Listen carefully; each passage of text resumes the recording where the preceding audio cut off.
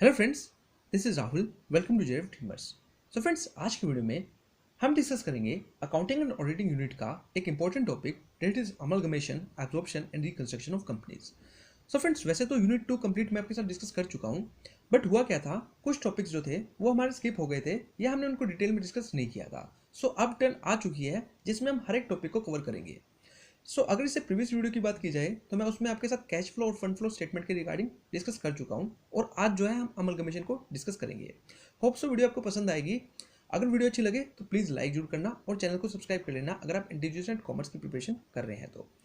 और friends, video को last तक जरूर देखना, क्योंकि लास्ट में कुछ आपको प्रैक्टिस बेस्ड क्वेश्चन भी मिलेंगे जो आपने अटेम्प्ट करने हैं, जिनके जो आंसर्स हैं वो आपको टेलीग्राम चैनल पर भी मिल जाएंगे। वहाँ पर जाकर आप उसको वेरीफाई कर सकते हैं।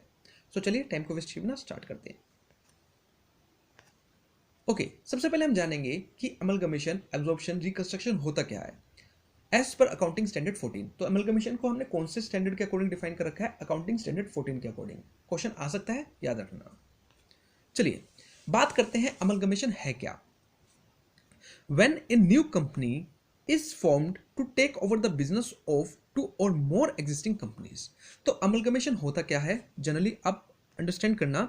जब हमारी जो एग्जिस्टिंग कंपनी होती है, लाइक एक कंपनी ए है, एक कंपनी हमारी बी है, तो जब हम हमारी जो एग्जिस्टिंग कंपनी है हम उनको लिक्विडेट करने के बाद एक नई कंपनी फॉर्म कर देते हैं, लाइक सी, उसको हम कहते हैं अमलगमेशन। तो अमलगमेशन फॉर्म होना जरूरी है, जिसके अंदर हम दो से ज्यादा एग्जिस्टिंग कंपनी को लिक्विडेट कर कर एक नई कंपनी को फॉर्म कर देते हैं। इस कंसेप्ट को हम कहते हैं अमलगमेशन। इसी से मिलता जुलता एक कंसेप्ट है एब्जॉर्प्शन। अब एब्जॉर्प्शन क्या होता है? ये होता है when an existing company takes over the business of one or more existing company. अब देखो, इसके अंदर कोई नई कंपनी फॉर्म नहीं हो रही है, दोनों कंपनी ही एग्जिस्टिंग कंपनी है। लाइक एक कंपनी है ए, एक कंपनी है बी। अब बी कंपनी जो है वो तो है लार्ज कंपनी, वो कैप्चर कर रही है ए कंपनी को। तो दोनों के दोनों है तो एग्जिस्टिंग कंपनी ही, लेकिन एक स्मॉल है एक लार्ज कंपनी है। तो ए कंपनी है, ए कंपनी को एब्जॉर्ब कर रही है। तो this is the case of absorption. देखो लास्ट टाइम क्वेश्चन आया था, last to last time match of the following में क्वेश्चन था।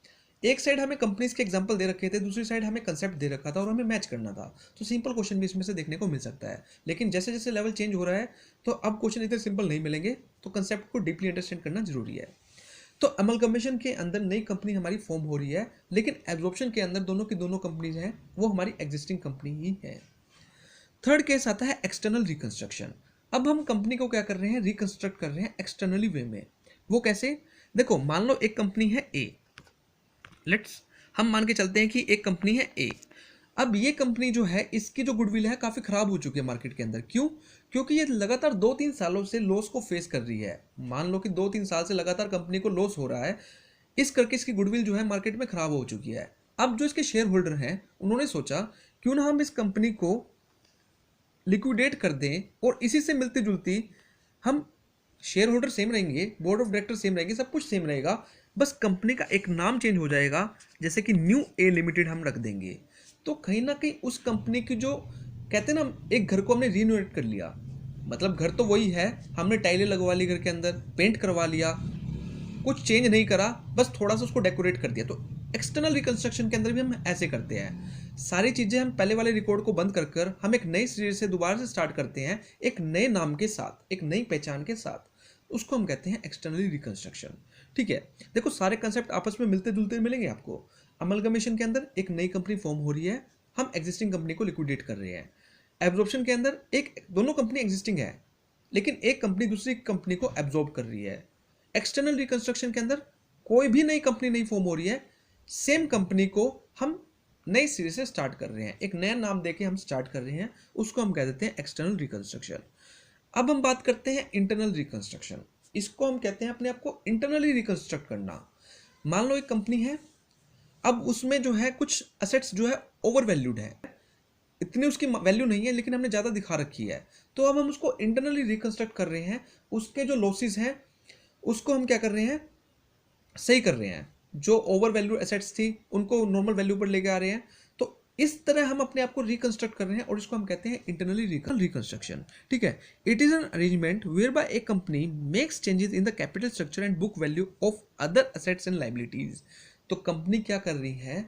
जो असेट्स एंड लाइबिलिटीज की जो बुक वैल्यू है उसमें कंपनी चेंज कर रही है, अपने आप को इंटरनली क्या कर रही है, रिकंस्ट्रक्ट कर रही है।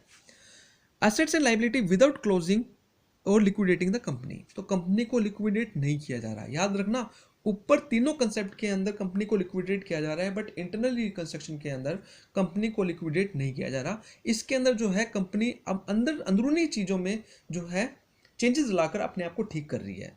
तो इस चीज़ को याद रखना। अब एक एग्जाम्पल के साथ समझेंगे चारों के चारों कंसेप्ट को।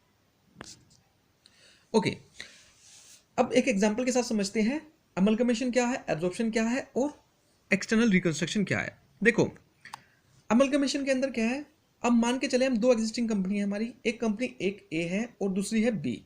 अब हमने क्या करा, इन दोनों कंपनी को लिक्विडेट कर दिया। बंद करने के बाद एक नई कंपनी फॉर्म कर दी जिसको हमने नाम दिया सी। ठीक है, तो दो कंपनी को लिक्विडेट करके एक नई कंपनी को फॉर्म किया जिसको हमने नाम दिया सी। तो इस कंपनी के अंदर हमारी जो ए और बी कंपनी होंगी उसको तो हम कहते हैं वेंडर कंपनी। उस कंपनी को क्या कहते हैं, वेंडर कंपनी। जो सी कंपनी लिक्विडेट हो रही है उसको हम कहते हैं वेंडर कंपनी। और जिस कंपनी हमने नई फॉर्म करी है उसको हम कहते हैं परचेजर कंपनी, ट्रांसफरी कंपनी और अमलगमेटेड कंपनी। तो ट्रांसफरर कंपनी और ट्रांसफरी कंपनी, ये दोनों कंसेप्ट इंपॉर्टेंट है, इसको चीज को याद रखना। जिस कंपनीज को हम लिक्विडेट कर रहे हैं वो हमारी होती है ट्रांसफरी कंपनी, और जिस कंपनी को हमने नया फॉर्म करा है उसको हम कहते हैं जोन सी कंपनी हमारी लिक्विडेट हुई है वो है हमारी ट्रांसफरर कंपनी, और जो नई कंपनी हमारी फॉर्म हुई है वो है हमारी ट्रांसफरी कंपनी। तो ए और बी हमारी कौन सी कंपनीज है, ट्रांसफरर कंपनी है, और सी कंपनी कौन सी हमारी ट्रांसफरी कंपनी है। अब एब्जॉर्प्शन के अंदर हम बात करें तो सेम है, एम और एन लिमिटेड है। यहाँ पर कोई भी नई कंपनी हम मान के चल रहे हैं, एन लिमिटेड जो है वो स्मॉल कंपनी है और एम जो है वो लार्ज कंपनी है, और एम कंपनी एन को क्या कर रही है, एब्जॉर्ब कर रही है। तो एब्जॉर्प्शन का केस है। एक्सटर्नल रिकंस्ट्रक्शन के अंदर भी कोई नई कंपनी फॉर्म नहीं हो रही, वही कंपनी है सेम एक्स लिमिटेड, बट हमने उसका नाम बदलकर अब क्या कर दिया, न्यू एक्स लिमिटेड कर दिया। ठीक है, तो मेन कंसेप्ट कौन से हैं, ट्रांसफरी कंपनी और ट्रांसफरर कंपनी। अमलगमेशन के अंदर दो ही कंपनी गिनी जाती है, ट्रांसफरी और ट्रांसफरर। जो नई कंपनी फॉर्म हो रही है वो होती है हमारी ट्रांसफरी कंपनी, और जो कंपनी लिक्विडेट हो रही है वो कौन सी होती है, ट्रांसफरर कंपनी। ओके, थोड़ी सी कंफ्यूजन है इस पॉइंट्स में, याद रखना। चलिए ओके, अब हम बात करते हैं परचेज कंसिडरेशन की। अब परचेज कंसिडरेशन होता क्या है, देखो, एक कंपनी दूसरी कंपनी को एब्जॉर्ब कर रही है। अब दूसरी कंपनी के भी तो शेयर होल्डर होंगे। अब एब्जॉर्ब करने का मतलब क्या है, दूसरी कंपनी के एसेट्स एंड लायबिलिटीज को खरीद रही है। ठीक है, अब जब उसके एसेट्स लेगी तो उसके बदले में उनके शेयर होल्डर्स को कुछ तो देना पड़ेगा। तो जो दिया जा रहा है, चाहे वो शेयर्स की फॉर्म में हो चाहे वो कैश की फॉर्म में हो, उसको हम कहते हैं परचेज कंसिडरेशन। जी, उसको हम क्या कहते हैं, परचेज कंसिडरेशन। तो एक कंपनी दूसरी कंपनी को खरीद रही है। मान लो कि एक एग्जांपल की तरह उसको समझते हैं मान लो मेरी एक दुकान है, शॉप है, जस्ट एक कंपनी नहीं लेते हम, शॉप ले लेते हैं। ठीक है, अब उस शॉप को क्या है, मैं चला रहा था। अब चलाते चलाते उसमें लॉस हुआ, मेरा आगे मन नहीं करा, या मेरी कोई जॉब लग गई, उस करके मेरे को शॉप को छोड़ना पड़ा। अब ये शॉप मैं चाहता हूँ कि कोई और इसको खरीद ले, एज इट इज सामान के साथ ही कोई खरीद ले। तो ठीक है, एक दुकानदार था बी, वो कहता है अच्छा भाई तूने शॉप खाली करनी है, दुकान खाली करनी है, तो ऐसा कर जो सामान है वो मेरे को दे दे। मैंने कहा ठीक है ले लो। अब उन्होंने सामान तो ले लिया, सामान के बदले में उन्होंने मुझे कुछ पेमेंट कर दी। उन्होंने कहा कि ठीक है लो 50,000 पे लो और सारा सामान हमको दे दो। ठीक है, अब ये 50,000 पे मेरे लिए क्या है, ये एक परचेज कंसिडरेशन है। सामान लेने के बदले उन्होंने जो मुझे दिया, चाहे कैश की फॉर्म में दिया या शेयर्स की फॉर्म में दिया, वो मेरे लिए क्या होगी, वो परचेज कंसिडरेशन होगी। होप सो क्लियर हो गया होगा। अब ये परचेज कंसिडरेशन कैलकुलेट करने के हमारे पास कितने मेथड्स होते हैं, 4 मेथड्स होते हैं।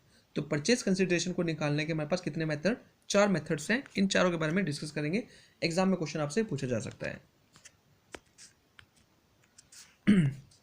चलिए, तो payment made in the form of shares and cash. तो शेयर और कैश की फॉर्म में जो पेमेंट की जा रही है उसको हम कहते हैं परचेज कंसिडरेशन।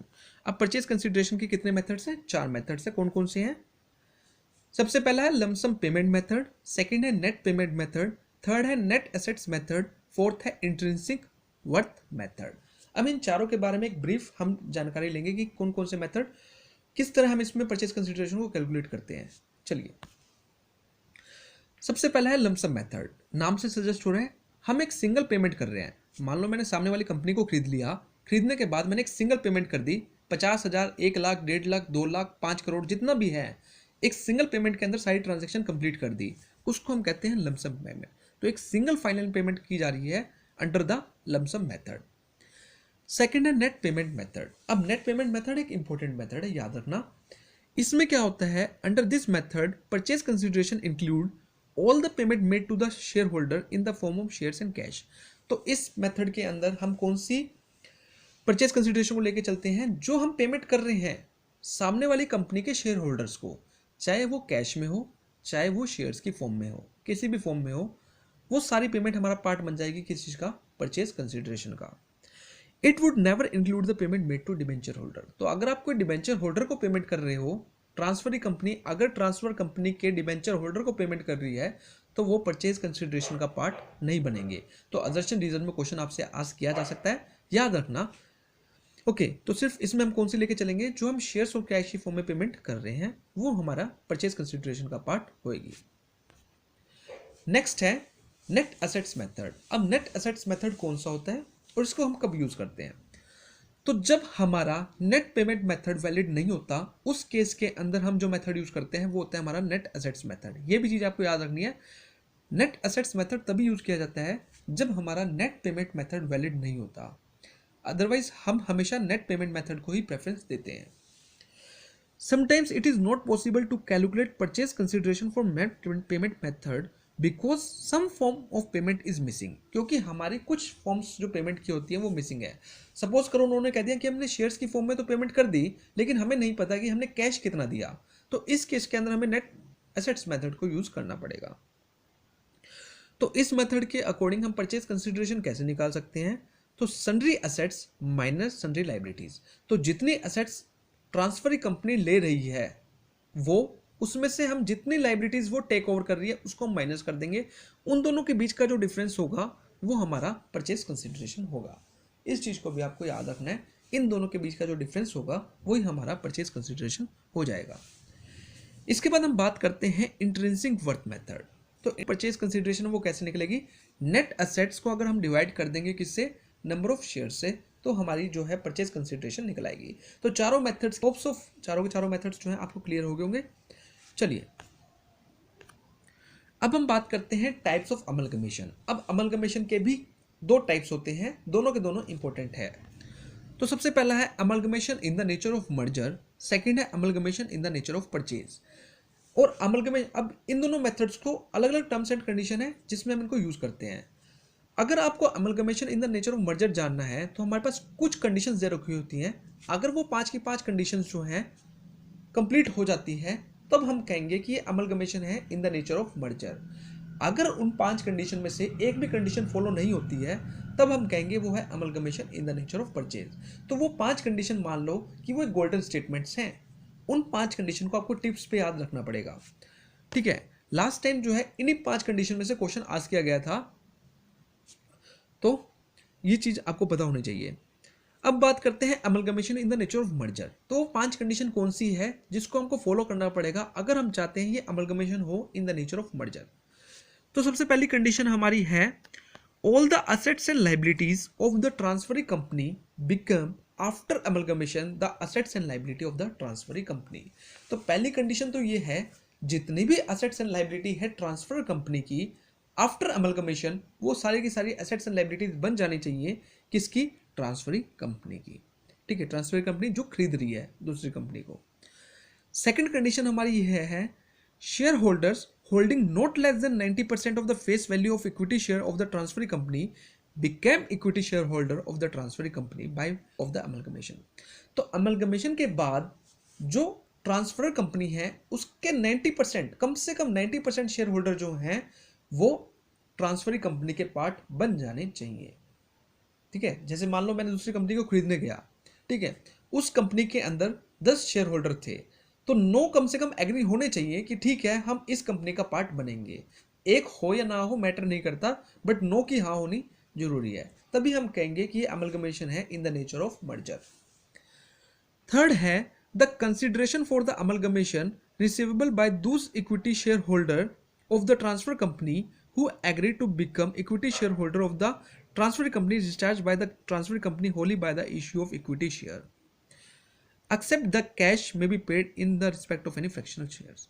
तो कहा गया है कि अगर एक कंपनी दूसरी कंपनी को टेक ओवर कर रही है, मतलब ट्रांसफर कंपनी को ले रही है, तो जो पेमेंट की जा रही है शेयर होल्डर्स को, वो सारी की सारी शेयर्स की फॉर्म में ही होनी चाहिए। लेकिन अगर कोई फ्रैक्शनल पेमेंट है उसको हम कैश की फॉर्म में कर सकते हैं।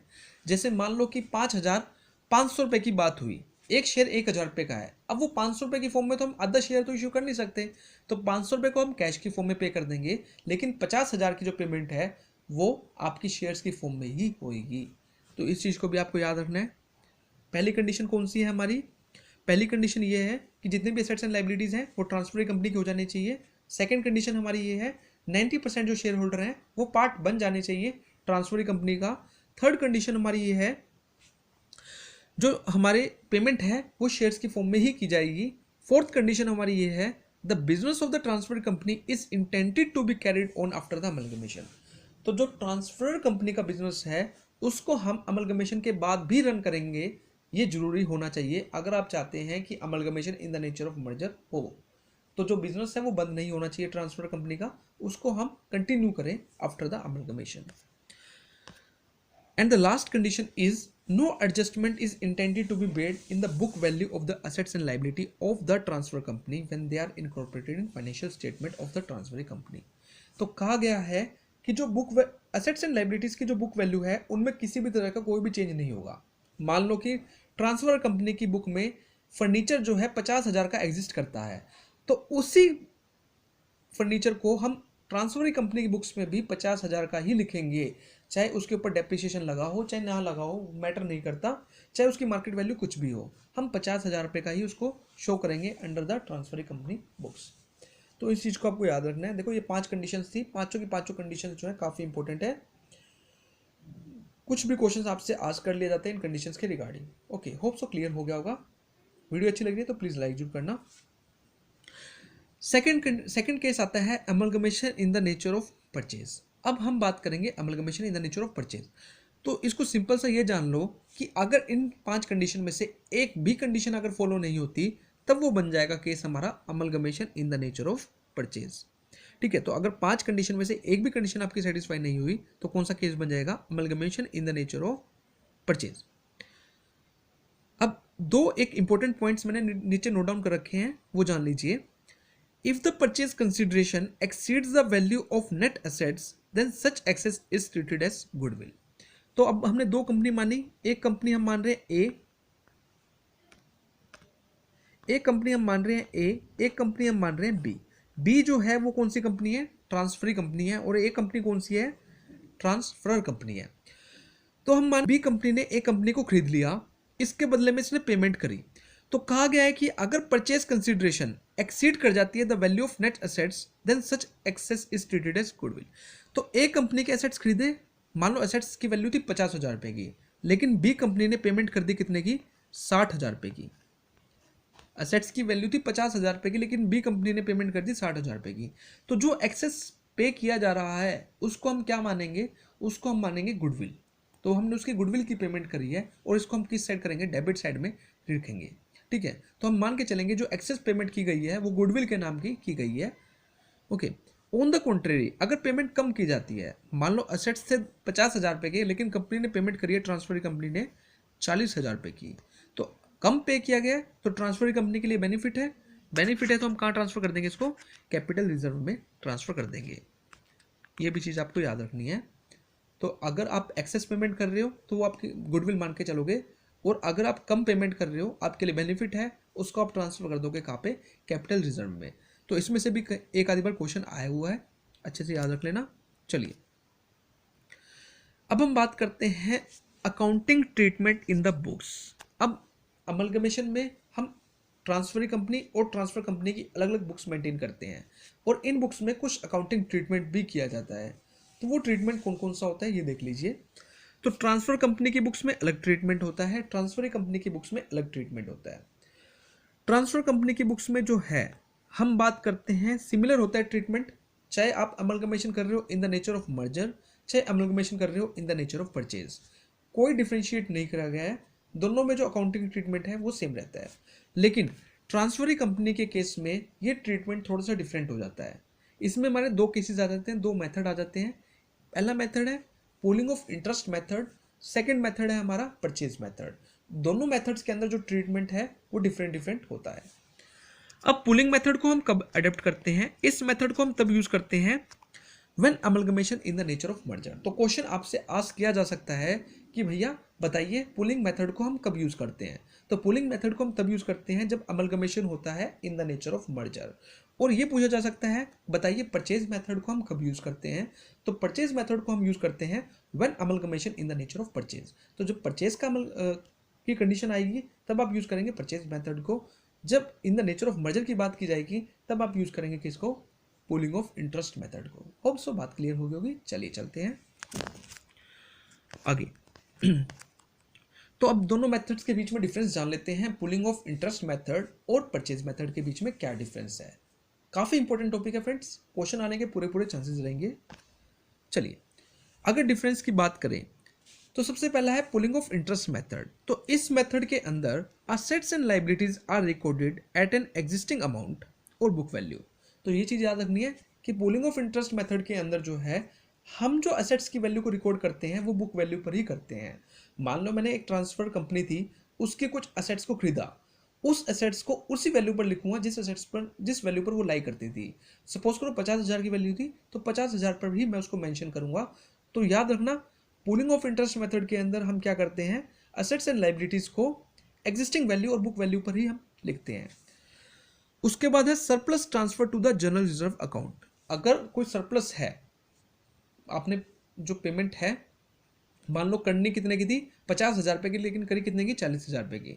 10,000 आपके पास सरप्लस है तो इस सरप्लस को आप कहाँ ट्रांसफर करेंगे? जनरल रिजर्व अकाउंट के अंदर। ये भी चीज़ आपको याद रखनी है। पुलिंग ऑफ इंटरेस्ट मेथड के अंदर जो सरप्लस होता है उसको हम कहाँ ट्रांसफर करते हैं? जनरल रिजर्व के अंदर। थर्ड है identity of the reserve is same as shown in the balance sheet of the transfer company. तो जिस हिसाब से हमने रिजर्व बना रखे थे ट्रांसफर कंपनी की बुक्स में, मान लो जनरल रिजर्व था, कैपिटल रिजर्व था या कोई और रिजर्व था, वो रिजर्व सेम अमाउंट पर और सेम ही नाम से ट्रांसफर कंपनी में एग्जिस्ट करेंगे। ठीक है, कोई चेंज किसी तरह का नहीं किया जाएगा। तो इसमें जो है आपको एक चीज याद रखनी है, हम बुक वैल्यू को ज़्यादा प्रेफरेंस देते हैं। जैसा जैसा हमारी ट्रांसफर कंपनी की बुक्स में एग्जिस्ट करता है वैसा का वैसा ही ट्रांसफर कंपनी की बुक्स में एग्जिस्ट करेगा। लेकिन अगर हम परचेज मेथड की बात करें थोड़ा सा डिफरेंट आ जाता है परचेज मेथड के अंदर। अगर हम परचेज मेथड में बात करें तो assets and liabilities are recorded at book or market value. तो यहाँ पर जो हमारी रिकॉर्ड की जाएगी वो बुक वैल्यू पर भी और मार्केट वैल्यू पर भी, हम दोनों को किसी में भी वैल्यू पर रिकॉर्ड कर सकते हैं। All reserves are transferred except statutory reserve should never be transferred.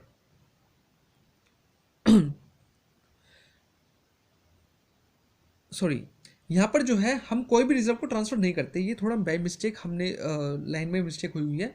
हम इसमें कोई भी रिजर्व को ट्रांसफर नहीं करते, सिर्फ हम स्टैट्यूटरी रिजर्व को ही ट्रांसफर करते हैं। ठीक है, कोई भी रिजर्व, मान लो जनरल रिजर्व है, कैपिटल रिजर्व है, किसी भी रिजर्व को ट्रांसफर कंपनी की बुक्स में ट्रांसफर नहीं किया जाएगा एक्सेप्ट स्टैट्यूटरी रिजर्व। तो हम स्टैट्यूटरी रिजर्व को सिर्फ ट्रांसफर करेंगे। To transfer statutory reserve a separate account is open which is known as amalgamation adjustment account. Recently अभी 2021 में हमारा एग्जाम हुआ था, उसमें क्वेश्चन आस्क किया गया था सेम यही वाला क्वेश्चन कि जो स्टैट्यूटरी रिजर्व ट्रांसफर किया जाता है उसको कौन से अकाउंट के नाम से हम मेंशन करते हैं, उसको हम शो करते हैं अमलगमेशन एडजस्टमेंट अकाउंट से। तो भैया one of the most important question है, राइट डाउन कर लेना। ठीक है, तो एक बार दोबारा जान लीजिए परचेज मेथड के अंदर क्या होता है। इसके अंदर हम बुक वैल्यू पर भी और मार्केट वैल्यू पर भी असेट्स को शो कर सकते हैं। पहली बात तो ये। सेकंड थिंग ये है, हम कोई भी रिजर्व को ट्रांसफर नहीं करेंगे ट्रांसफर कंपनी की बुक्स में, सिर्फ स्टैट्यूटरी रिजर्व को छोड़कर। लेकिन स्टैट्यूटरी रिजर्व को भी उस नाम से हम नहीं शो करेंगे, उसके लिए हम एक अलग अकाउंट ओपन करेंगे जिसको हम नाम देंगे अमलगमेशन एडजस्टमेंट अकाउंट।